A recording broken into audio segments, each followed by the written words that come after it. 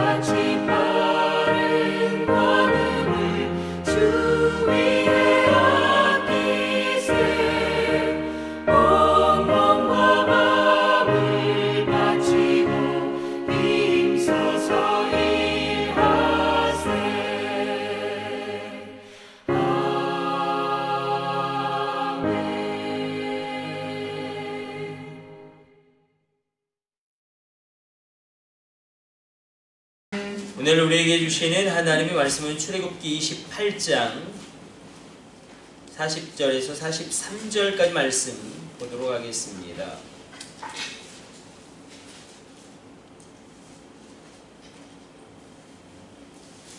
여기 교도갑니다. 너는 아론의 아들들을 위하여 속옷을 만들며 그들을 위하여 띠를 만들며 그들을 위하여 관을 만들어 영화롭고 아름답게 하되 너는 그것들로 내 형 아론과 그와 함께한 그의 아들들을 계시고 그들에게 기름을 부어 위임하고 거룩하게 하여 그들의 제사장 직분을 내게 행하게 하였으며 또 그들을 위하여 배로 속바지를 만들어 허리에서부터 두 넓적다리까지 이르게 하여 하체를 가리게 하라. 아론과 그의 아들들이 회막에 들어갈 때나 제단에 가까이 하여 거룩한 곳에서 섬길 때에 그것들을 입어야 죄를 짊어진 채 죽지 아니하리니 그와 그의 후손이 영원히 지킬 규례니라. 아멘. 오늘 본문의 말씀은 대제사장의 복식이 아니라 이제 제사장의 복식에 대해서 이야기합니다. 물론 이 제사장의 옷이 대제사장의 옷만큼 아름답고 화려하진 않지만 분명한 것은 반포로 속옷을 만들고 띠와 관이 분명하게 있습니다. 이것은 바로 하나님께서 그들로 하여금 아름답고 영화롭게 하나님께서 구별한 존재임을 외형적으로 표시하는 그런 옷을 하나님이 친히 그 규례를 말씀하신 것입니다. 그러나 우리가 주목하기를 원하는 것은 두 가지를 생각하기를 원합니다. 기름을 부어 거룩하게 구별 짓게 만들었다는 것입니다. 기름을 부어서 위임하고 거룩하게 하였다. 이 하나님 앞에 있는 예배하는 그런 모든 기구들도 마찬가지죠. 피를 뿌립니다. 그리고 기름을 붓습니다. 우리가 여기서도 삼위일체 하나님에 대해서 우리가 살펴볼 수 있습니다. 하나님 앞에 예수님의 보혈이 뿌려지고 성령의 기름이 부어짐으로 말미암아 성전에서 사용하는 모든 그런 기구들과 그런 모든 물품들이 거룩하게 구별되어집니다. 구약시대에 기름을 붓는다는 것은 왕과 제사장과 선지자로 지극히 제한된 하나님의 특별한 행동이었습니다. 기름을 붓는다는 것은 하나님께서 친히 그의 소유로 거룩히 구별한다라는 의미가 분명하게 있습니다. 이 시대 가운데 이 신약 시대를 살고 있는 우리 가운데 이 기름 부음은 다른 것이 아니라 바로 성령의 기름 부으심, 성령의 세례를 유추할 수 있습니다. 성령의 세례, 이 성령으로 세례를 받지 않고서는 성령을 우리가 체험하지 않고서는 하나님의 소유가 될 수 없습니다. 이 성령 세례를 통해서 우리가 죄악된 세상과 구별되어지고 그리고 세상 사람들과 구별되어집니다. 뿐만 아니라 악한 사단의 영역에서도 하나님의 나라로 하나님의 권속으로 구별되어집니다. 성령의 놀라운 역사는 우리로 구별되어지게 하고 우리로 하나님 앞에서 놀랍게 쓰임받게 합니다. 성령의 기름 부으심이 있어야지만 반드시 제사를 드릴 수가 있고 사람에게도 기름을 부어서 성별하고 구별하였다는 것입니다. 우리가 오늘 본문의 말씀에서도 계속 우리가 하나님께서 분명하게 말씀하시는 그 규례, 하나님께서 분명하게 이야기하시는 그 원리들을 통하여 계속해서 발견하게 되어지는 것은 바로 형식과 내용이죠. 등과 기름입니다. 지혜로운 다섯 처녀는 마지막 때에 칭찬받은 지혜로운 다섯 처녀는 등을 가지고 있을 뿐만 아니라 기름도 가지고 있었습니다. 신앙생활의 형식뿐만 아니라 내용도 분명하게 있었습니다. 이 제사장의 옷, 우리가 이 신약시대는 왕같은 제사장으로 하나님 앞에 서 있습니다. 그리스도의 십자가의 보혈의 능력으로 우리가 이제 왕같은 제사장으로 주님 앞에 서 있는데 하나님께서는 이 제사장에게 분명한 옷을 지어 입히시고 분명한 옷과 그 복식에 대한 율법을 말씀하셨습니다. 이것은 형식일 것입니다. 주님 앞에 나가는 형식일 것입니다. 그러나 반드시 기름 부음이 있어야 한다. 이것은 바로 신앙생활의 내용이고 성령의 충만함을 나타낼 것입니다.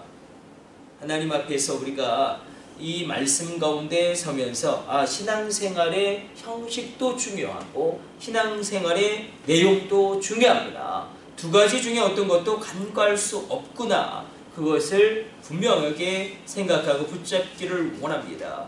이 시대에 우리가 예복이 준비되어지지 않으면 하나님의 나라의 그 천국잔치에 우리가 참여할 수 없음을 기억하면서 우리 가운데 이 신앙생활의 형식이 분명하게 있어야 하고 신앙생활의 내용, 등과 기름이 분명하게 있어야 합니다. 우리가 주님 앞에 나올 때 주님이 요구하시는 그 어떻게 보면 제사장의 옷을 입고 나올 뿐만 아니라 바로 성령의 기름 부으심으로 말미암아 구별되어져야 합니다.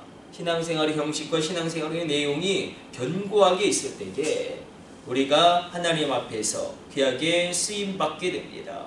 특별히 우리가 죄를 회개하지 않고서는 이 성령의 기름 부으심이 우리 가운데 임할 수가 없습니다. 하나님께 가까이 하는 자일수록 더욱 거룩하게 그 모든 것을, 그 마음을, 그 몸을, 그 심령을 깨끗하게 하려고 그렇게 주님의 보혈을 의지하고 성령의 능력을 구할 때에 하나님의 임재와 하나님의 능력이 놀랍게 그 사람을 통하여 나타나게 될 것입니다. 오늘 본문의 말씀 가운데 그러므로 우리가 기도하기를 원하는 것은 하나님 내 신앙생활 가운데 분명하게 하나님이 정해주신 그 형식을 지키게 하여 주시고 그리고 신앙생활의 내용이 있게 하여 주사 성령으로 충만하게 하여 주옵소서. 우리가 주님 앞에 나올 때 물론 하나님은 어떻게 나오든지 기뻐하시지만, 그러나 우리가 하나님 앞에 나올 때에 아무렇지도 않게 그냥 막 빨개 벗고 나올 수 있는 것은 아니지 않습니까? 우리가 교회에 올 때에 막 속옷만 입고 올 수는 없지 않습니까? 우리 가운데 하나님이 요구하시는 그런 신앙생활의 형식들이 분명히 있습니다.